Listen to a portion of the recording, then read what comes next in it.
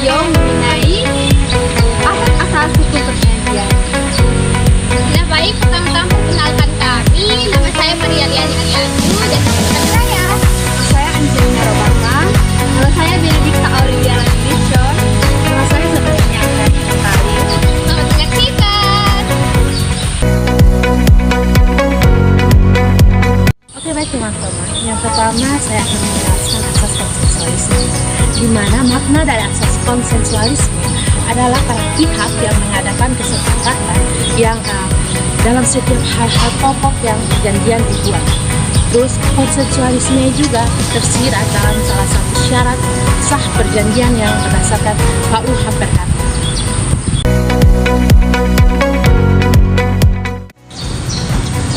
Nah teman-teman, pada kali ini saya ingin menjelaskan dua asas perjanjian, di mana yang pertama adalah asas wicaksana atau kepastian hukum, dan yang kedua adalah asas kebebasan berkontrak. Nah, di sini saya ingin menjelaskan tentang kepastian hukum dulu.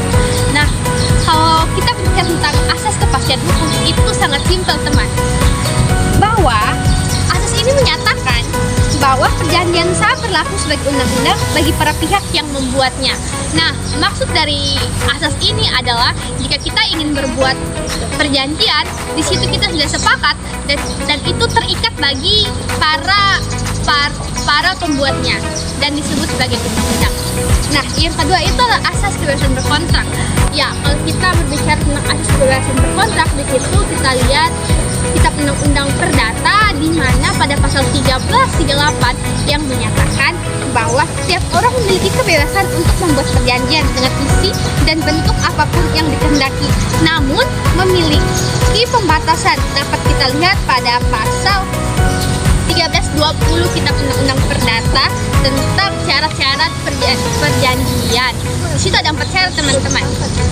Oke, kalau kita tinjau dari katanya kebebasan, berarti di sini kita selaku pembuat perjanjian itu bebas melakukan perjanjian itu. Dengan siapa perjanjian itu kita buat, isi perjanjiannya seperti apa, apakah perjanjian itu kita buat tertulis atau tidak tertulis, itu bebas teman-teman.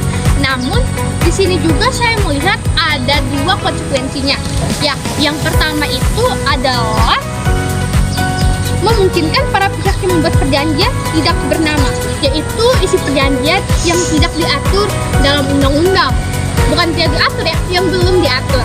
Yang kedua adalah bentuk perjanjiannya cukup berupa kepastian kesepakatan lisan saja, tanpa harus ada isi perjanjian yang tertulis. Nah, itu akan membuat terjadi konflik di kemudian hari teman-teman. Walaupun asas ini bebas, namun asas ini juga bisa berakhir teman-teman. Kenapa? Ya, yang pertama itu tidak boleh mengandung unsur paksa, penipuan, atau kehilafan.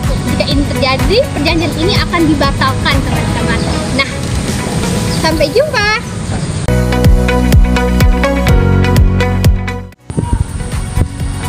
Jadi teman-teman, karena teman-teman sudah mendengar mengenai asas-asas perjanjian yang lain, sekarang saya akan menjelaskan mengenai asas kepribadian. Mungkin teman-teman bertanya, apa sih asas kepribadian itu? Jadi teman-teman, asas kepribadian adalah asas yang menentukan seseorang melakukan atau membuat kontrak hanya untuk kepentingan pribadi atau perseorangan saja. Contohnya, perjanjian jual beli. Jika kamu ingin membeli mobil, maka perjanjian itu hanya mengikat kamu sebagai pembeli dan dia sebagai penjual. Dan teman-teman, asas kepribadian ini juga tersirat dalam pasal 1340 KUH Perdata yang berisi perjanjian hanya berlaku untuk pihak-pihak yang membuatnya saja.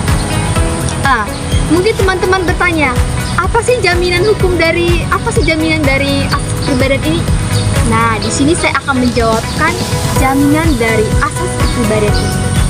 Jadi teman-teman, seperti kita ketahui bersama, jaminan dari asas kepribadian itu, yang pertama itu memberikan keadilan kepada pembuat kontrak atau perjanjian, dan yang kedua itu memberikan jaminan hukum kepada kedua belah pihak.